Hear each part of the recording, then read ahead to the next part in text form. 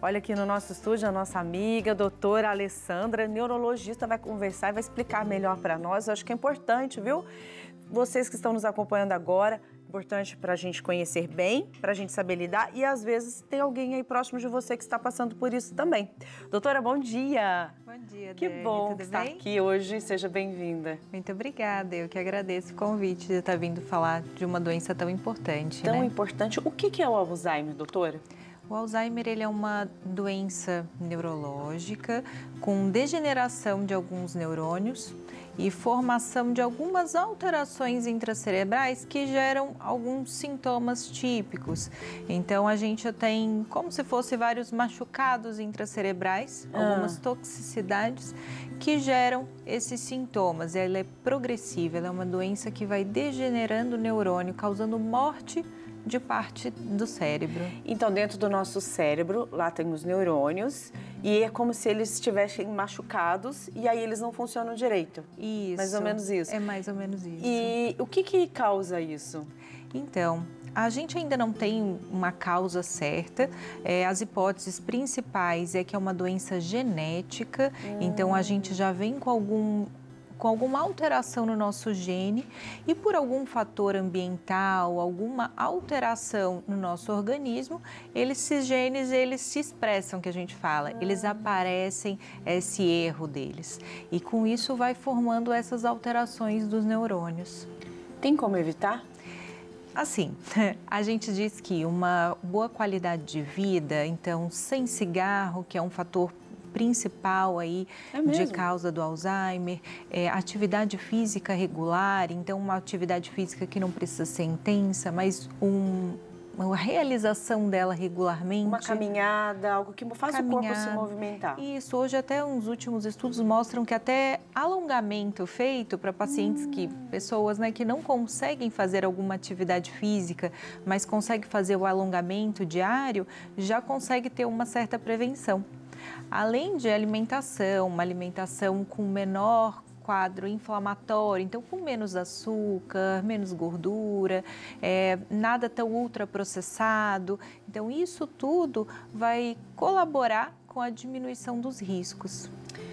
Vai diminuindo, vai protelando, né? E aí começam a aparecer alguns sintomas. Quais são esses sintomas? Quais são os primeiros sinais que já dão esse indício? Então, no Alzheimer, a gente sempre conversa sobre a perda de memória, né? Então, a memória de curto prazo. Geralmente, quando a gente já vem a ter esse sintoma, não é Alzheimer avançado, mas já está mostrando um sintoma a mais. Nem todo paciente vai ter isso como um primeiro sintoma ou no início. Mas dando esse exemplo da memória, como é feito, como é diagnosticado?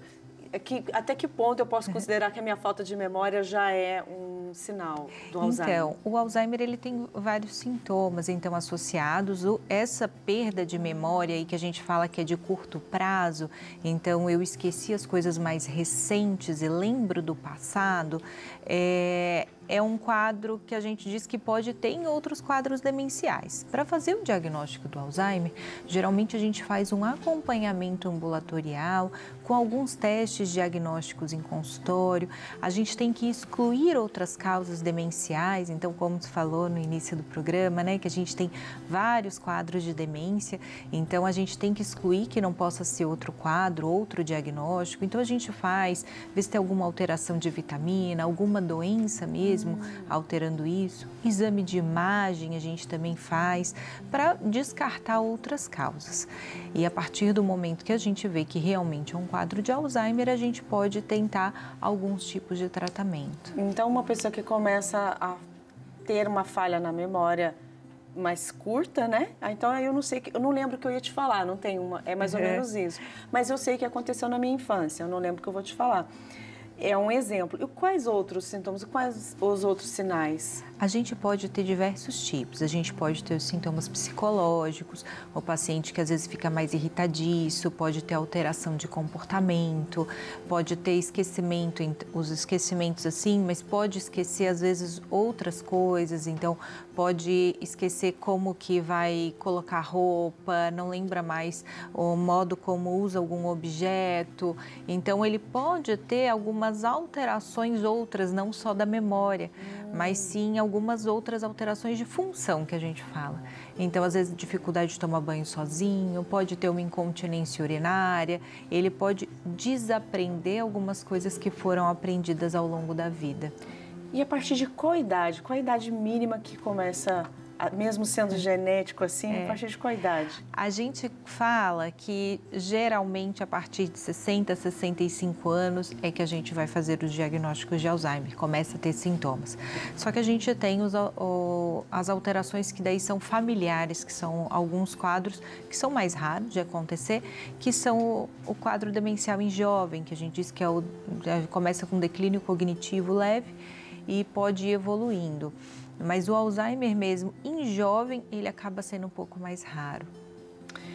Doutora, a doença, quando ela é diagnosticada e tratada, quais são as fases quando já está em tratamento? A gente tem a leve, moderada e grave, só que as particularidades delas, né? Então, a leve geralmente é um paciente que não vai ter tanto sintoma, pode ser só esse sintoma leve de dizer que esqueceu a chave do carro, eu esqueci de pagar as contas, não que seja leve, né? Mas assim, são sintomas que a gente diz mais brandos, a gente consegue ainda relevar com mais facilidade, né? A família consegue ter um controle às vezes maior. Do moderado, a gente já começa a ter um paciente mais irritadiço, pode ter uma perda de apetite, já começa a ter algumas outras alterações e a gente fala muito que esses níveis é por grau de dependência. Então, o paciente vai ficando cada vez mais dependente do familiar ou do cuidador, né? Então, a gente tem uma evolução de dependência do paciente. Uma evolução que, com o tempo, ele vai demonstrando realmente que não tem como ele ficar sozinho. Isso. E como é feito o tratamento? A gente diz que um tratamento para o quadro do Alzheimer é multidisciplinar. A gente tem hoje medicações que não vão regredir, né? Mas elas vão pelo menos tentar estabilizar o quadro o máximo de tempo possível. Não que ele não vai evoluir, mas tentar estabilizar o máximo dele e diminuir a progressão.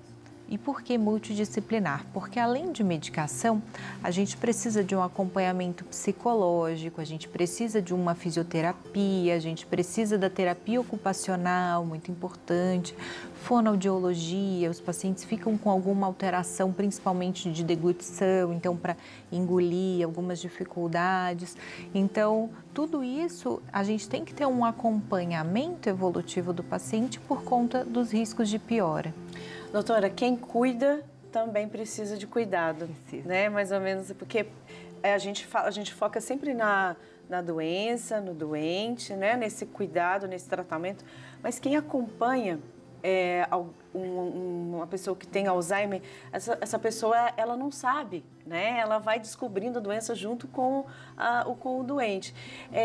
O que a senhora diria para essa pessoa poder cuidar, para ser mais leve, né? Vamos dizer assim, para ela aceitar e as coisas se tornarem mais fáceis?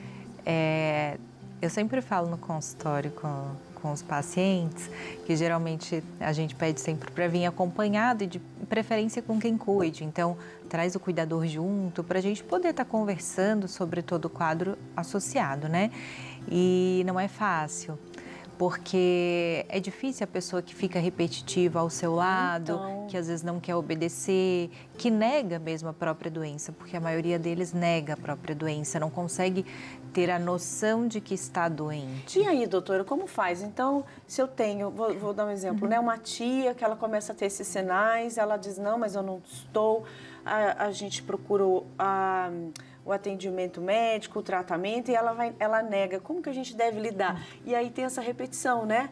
Mas, tia, a senhora já contou isso para mim hoje. A pessoa, ela não se dá conta que aquela repetição faz parte desse quadro dela.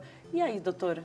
É porque a gente sabe, né? É fácil falar que não fique negando, mas a gente orienta para, no máximo possível, tentar relevar deixa a pessoa repetir, né? Não, porque se começa a bater, fazer embate mesmo em casa, a pessoa pode ficar mais irritada ou aumentar o índice de depressão do paciente. Então, tem os riscos. A gente orienta sempre um acompanhamento psicológico para quem cuida também, né? Porque realmente não é fácil lidar com um quadro que você está vendo deteriorar, né? Piorar na sua frente. E tudo isso é muito angustiante, né? Um paciente que tem um quadro de incontinência urinária, o que é incontinência urinária, né? Então, ele faz xixi na calça, né? Ele não vai mais até o banheiro, quando viu já fez. Sim. E não é um paciente que não sabe dizer que tem vontade de fazer xixi. Então, para a família isso é muito difícil, então às vezes briga com o paciente. Exatamente, não sabe falar que tem vontade de fazer xixi, né? Não avisa, estou com vontade de fazer xixi. E também não aceita a fralda, né? Às vezes não aceita algum aparelho que possa ele fazer a urina na cama, né? E aí fica extremamente difícil. Então é um exercício de persistência. Isso, e diário. Assim, o que a gente fala é isso, né? As pessoas vão ter que ter bastante calma, muito paciência, porque não é fácil. Então, a gente sempre começa a conversa falando, né? Que não vai ser fácil, é uma luta diária, vai ser tudo devagarinho e vamos vendo a evolução, porque pode ser uma progressão muito curta, como pode ser um tempo muito prolongado em que essa pessoa vai ficar dessa forma. Então, para toda a família e quem cuida, todo um processo, como você falou, a gente vai descobrindo junto essa doença, porque cada paciente é um paciente, cada um vai se demonstrar de uma forma. Então, a gente não tem como dizer e botar ali, olha, vai acontecer dessa forma aqui. Não, a gente vai descobrindo junto como vai ser a evolução de cada paciente. E aí tem no coração do familiar, de quem cuida, né? Porque é muito dolorido, né? Ver sua mãe, seu pai, sua avó, alguém que você ama, seu marido, sua esposa, ali nesse processo de demência. Porque eu perguntei para a doutora, né? O Alzheimer, gente, é uma dos 60 tipos de demência, é isso, doutora? Isso, então a gente tem uma gama muito grande de quadros demenciais e, na verdade, o Alzheimer é um tipo deles, né? A gente acaba falando em Alzheimer porque foi o quadro demencial mais divulgado, mas nós temos diversos quadros demenciais. E aí tem essa grande preocupação, a pessoa ela vai sofrendo, porque ela tem sempre no coração dela uma esperança, minha esposa ela vai voltar a ficar bem, ela vai voltar a ficar bem. Então está tratando, está tendo uma medicação, acompanhamento multidisciplinar, e aí ela tem uma esperança. Tem cura, doutora? Não tem cura. Não tem cura. A gente sabe que tem muito estudo para isso, né? Então, a gente tem alguns estudos sendo feitos, a gente tem algumas medicações que a gente diz que são de imunoglobulinas, que são algumas medicações imunomoduladoras que estão tentando aí fazer com que haja uma menor progressão mesmo, uma estabilização do paciente, mas cura a gente ainda não tem. Tem a cura da paciência. Da paciência. Essa é mais persistência. Fácil, né? Da persistência.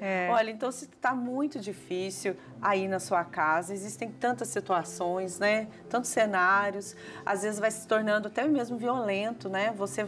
Quem cuida, vai se tornando violento, natural, porque não consegue administrar. Peça ajuda, procure o neurologista, procure um médico, né? E sempre o doutor está aqui para também ajudar a gente a compreender melhor isso. É tão importante. Informação é tudo, né, doutora? É muito importante buscar. Então, viu que tem alguns sintomas, às vezes o sintoma inicial pode ser só uma apatia, um quadro de depressão, uma alteração de humor muito constante. Então, não necessariamente a perda de memória. Então, se notar que um idosinho está com alguma alteração dessa forma, alteração de comportamento, buscar um auxílio. Às vezes não vai ser um quadro demencial, mas a gente tem que tentar um tratamento e ver o que está causando. Exatamente, porque o desconhecido realmente apavora e deixa a gente muito desestabilizado. Desestabiliza toda a relação e a saúde familiar também. Doutora, muito obrigada. Eu que agradeço. Foi ótimo te receber aqui. Muito obrigada, eu que agradeço. Deus abençoe, viu? Amém. Seu trabalho, sua profissão, para a gente continuar se cuidando, né? A gente precisa de pessoas assim. Gente, nós vamos...